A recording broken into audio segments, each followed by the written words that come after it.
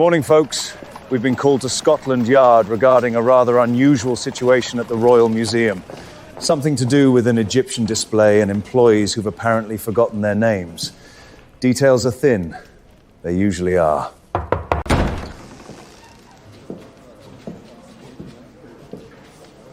Gentlemen, we've had a complaint from the Royal Museum.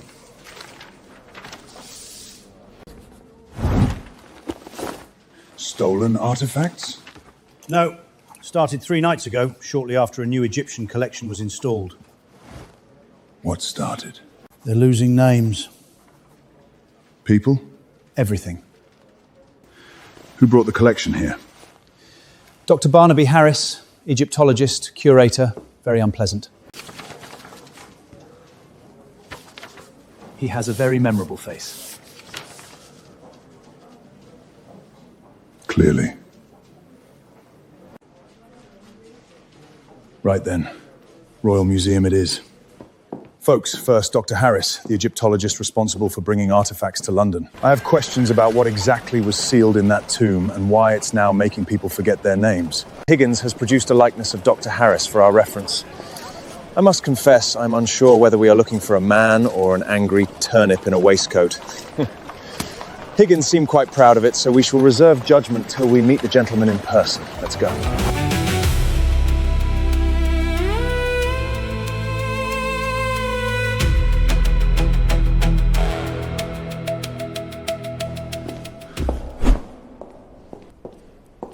Mr. Ian? Dr. Harris? I was expecting someone older. I was expecting someone resembling the drawing. What is that? Official police documentation. Let me show you what is happening here. Follow me, please. The disturbances are confined to the new funerary exhibition. Labels become blank, catalogue entries disappear, staff forget the names of objects, and occasionally their own. And you still don't believe it's supernatural? I am an archaeologist, Mr. Ian. I believe in evidence.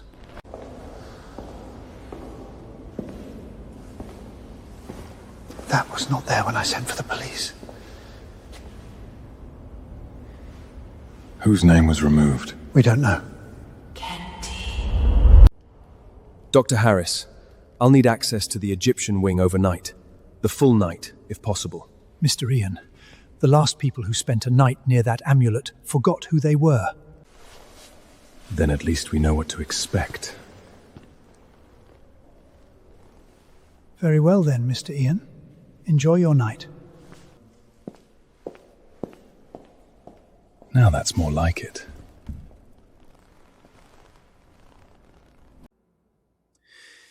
In ancient Egypt, when a person of importance died, a funeral amulet was prepared by a priest or a temple magician. It served as the dead person's passport into the afterlife. It carried several things. The deceased's true name. Without it, the gods could not recognize them.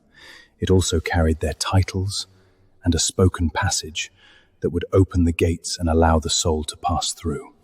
This name was deliberately removed, scratched away. Someone took great care to erase it cleanly. Without his name, the owner of this amulet cannot identify himself to the gods. The question is not what happened to the name. The question is who removed it and why. I believe we're about to find out.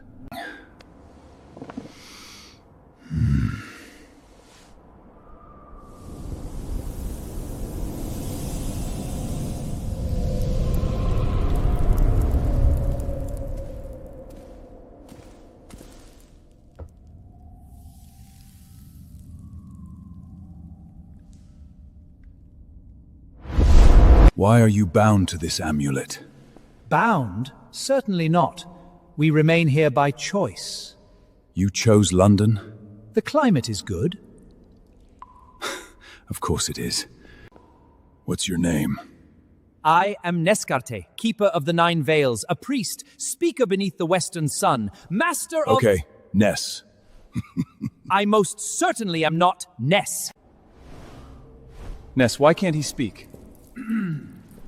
a complicated matter of ancient ritual and divine... Why can't he speak his name? Because it is not your business, mortal. Immortal, but please, continue. The small one identifies himself as a high priest. I remain unconvinced. And the wig is ridiculous. You insolent peasant! This is the sacred crown of my office! It's a wig. You ignorant fool! Here's the problem. I need to know exactly where and when this amulet was made. The warrior can't speak, and our theatrical friend would rather swallow his own wig than give me anything useful. But I've noticed something. He can't resist talking about himself. So if I ask the right questions, he'll hand me everything I need to know. Let's find out. I must say, the craftsmanship on the amulet is extraordinary. I've seen dozens of these objects. This one is superior. Naturally. Whoever made this was no ordinary priest. Ordinary? I trained for 20 years beneath the high priest of Amun-Ra himself before I was permitted to touch a single sacred tool. So you made this? Of course I made it! Every symbol, every binding, every invitation. There was no one else in Upper Egypt capable of such work. Stop talking. I am merely correcting his ignorance. Upper Egypt? I assume one of the lesser temples? Then you assumed wrong. I worked in the temple of Amun-Ra in the great necropolis west of Wasat, the finest preparation chamber in all of Egypt. West of Wasat. Impressive. I imagine by that period the old techniques had declined somewhat. Wrong. This was the Golden Age. The second said festival started the third year of celebrations. I was commissioned to... Commissioned by whom? A nobleman, I assume. Someone of rank. A royal guard. The most respected warrior. Him. And when did he die? His time was near. He came to me because no other priest was worthy of preparing his passage. The funeral procession was to begin at sundown on the final day of the said festival. I personally led the... Thank you very much. Right then, folks. Temple of Amun-Ra. West of Wasat. Third year of the second said festival of Amenhotep. Final day, sunset. That should be more than enough. Let's go. You told this man everything. You fool! He was very complimentary about my craftsmanship. I am trapped inside an imbecile! How dare you! Right. Let's take stock of what we know. We have two spirits bound to a funerary amulet. One, a warrior. Can't speak his name. The other calls himself a priest. A temple magician. Spectacularly arrogant. One is bound to his amulet. The other? He speaks freely, moves freely. He is not a prisoner. So why is he bound to the same object as a man who clearly wants nothing to do with him? Fortunately, we know where and when to look. See you in about 3,200 years ago. Oh, there you are. Took you long enough. Do try not to inhale the century.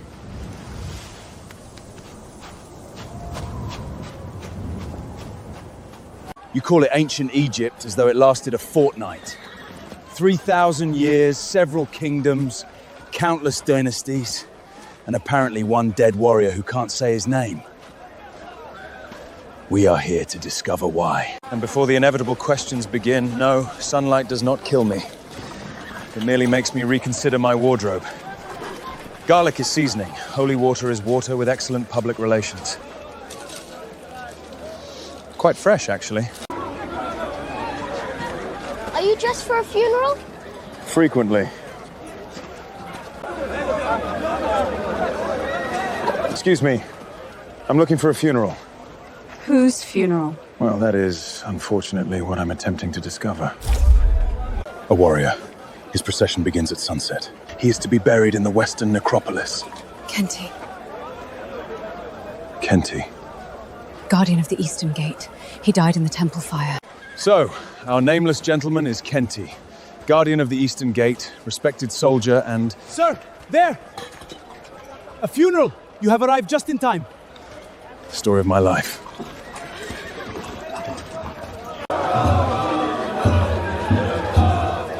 And there is our friend. He appears genuinely devastated, which is inconvenient. I much prefer villains who have the decency to look suspicious.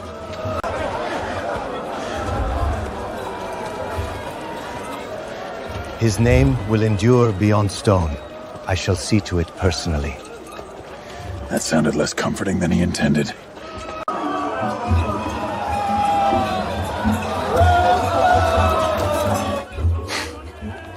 Very convincing. Look at him. Clearly our friend is not sad at all.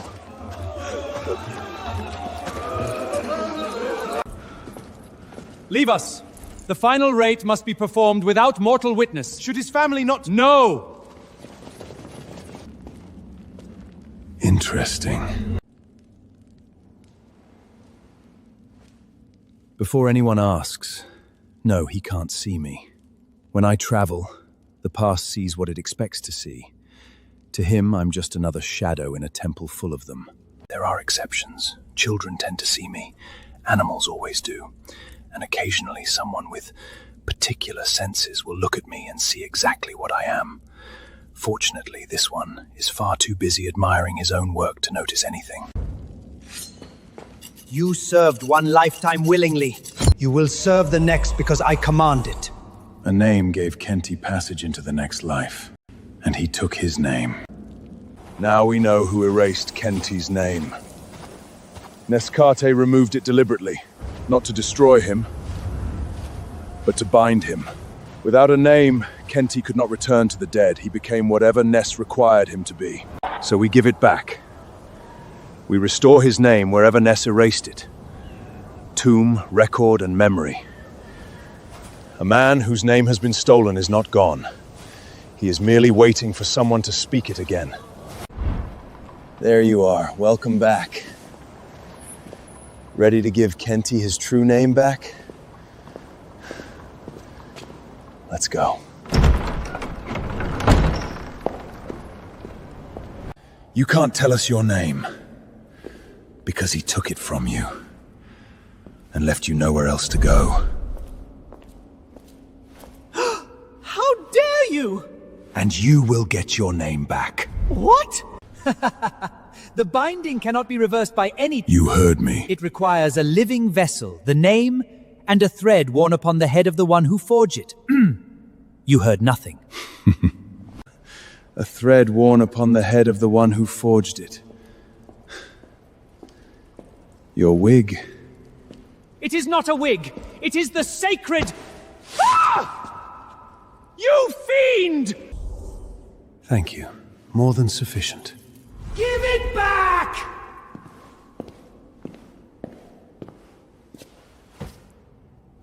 Shall we? How?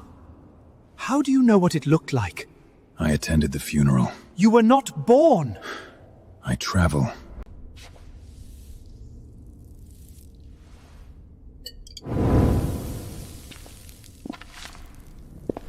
Now, the incantation. A what? Kerunef, seket ank, tha u se net. You pronounced that incorrectly. I did wonder. You changed the Maker's death into the Maker's sneeze. Did I? No. Ancient Egyptian is a very precise language. Kenty. Kenty. Yes. I remember. I have guarded another man's door for 3,000 years. Now you can go through your own. Right then, folks. Case closed. I've seen things! Scotland? My condolences. No. Fun. Where is my guardian? Afterlife. Without me? He appeared remarkably enthusiastic. Do not... Double fun. Right then, folks. Case closed.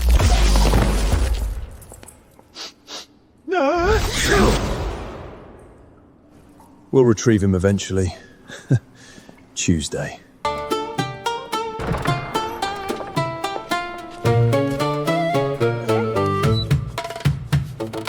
His head it walked like a log, chin up, nose high or low, stone dust clinging to his robe. He judged the room in one slow pose, bald as a peeled white onion. Still he posed with no correction. On his head a monstrous sight, a wig so grand. What has he done now? The light. He tapped it twice, then bowed, like the desert should feel proud. Behold, he said, the chosen crown. The servants tried not to laugh out loud. Crown of the authority,